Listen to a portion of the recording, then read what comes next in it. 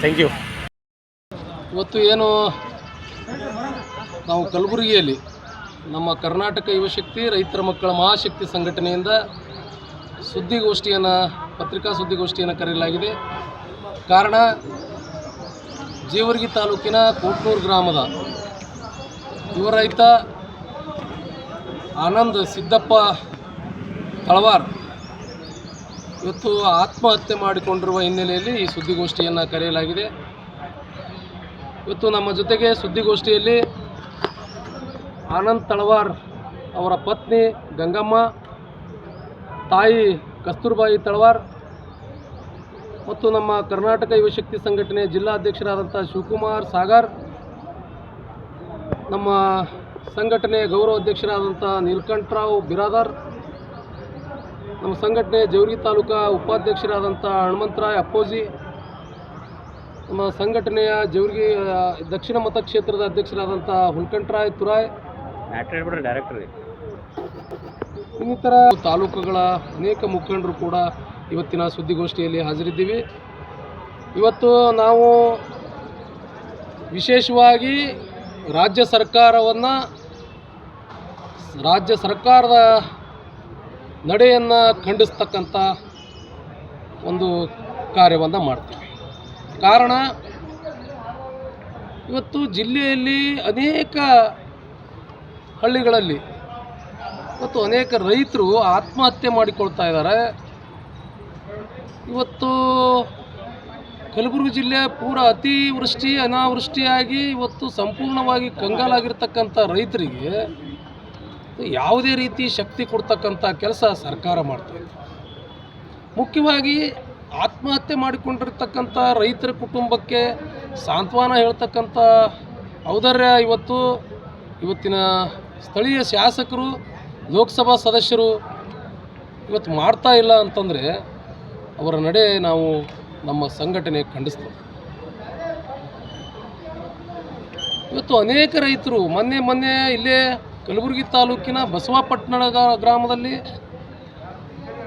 ಒಬ್ಬ ಬರ್ಮಾ ಅಂತಕ್ಕಂಥ ರೈತ ತೀರ್ಕೊಂಡ್ರು, ಆತ್ಮಹತ್ಯೆ ಮಾಡಿಕೊಂಡ್ರು. ಆಗ ಕೂಡ ಯಾರೂ ಕೂಡ ಶಾಸಕರು, ಲೋಕಸಭಾ ಸದಸ್ಯರು, ಸ್ಥಳೀಯ ಜನಪ್ರತಿನಿಧಿಗಳು ಹೋಗಿ ಅವರ ಕುಟುಂಬಕ್ಕೆ ಸಾಂತ್ವನ ಹೇಳ್ತಕ್ಕಂಥ ಕಾರ್ಯ ಮಾಡಲಿಲ್ಲ.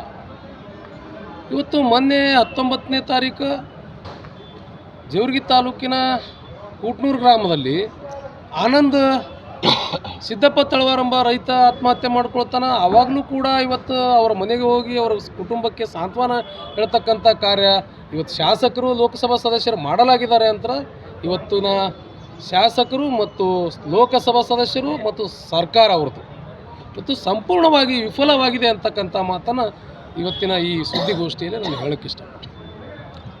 ಒಂದು ವೇಳೆ ನಮಗೆ ಇವತ್ತಿನ ದಿವಸ ನಾವು ಕೂಡ ಇವತ್ತು ಅವರ ಕುಟುಂಬದ ಜೊತೆಗೆ ಇದ್ದೀವಿ, ರೈತರ ಕುಟುಂಬದ ಜೊತೆಗೆ ನಾವೇನು ಮಾಡಬೇಕು, ನಾವು ರೈತರ ಕುಟುಂಬಕ್ಕೆ ಯಾವ ರೀತಿ ಸಹಕಾರ ಮಾಡಬೇಕು ಮಾಡ್ತೀವಿ.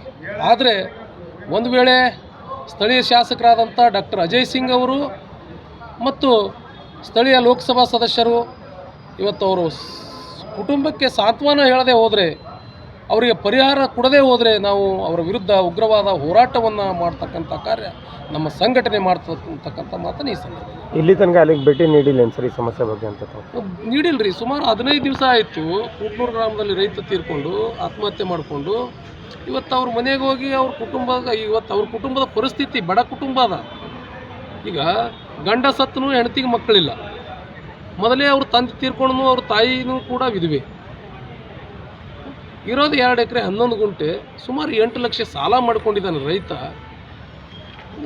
ಅಧಿಕಾರಿಗಳು ಮತ್ತು ಶಾಸಕರು ಹೋಗಿ ಒಂದು ಸಾಂತ್ವನ ಹೇಳ್ತಕ್ಕಂಥ ಕಾರ್ಯ ಮಾಡಲ್ಲಪ್ಪ ಅಂತಂದ್ರೆ ಇವರು ಯಾಕಿರಬೇಕು ಅಧಿಕಾರದಲ್ಲಿ?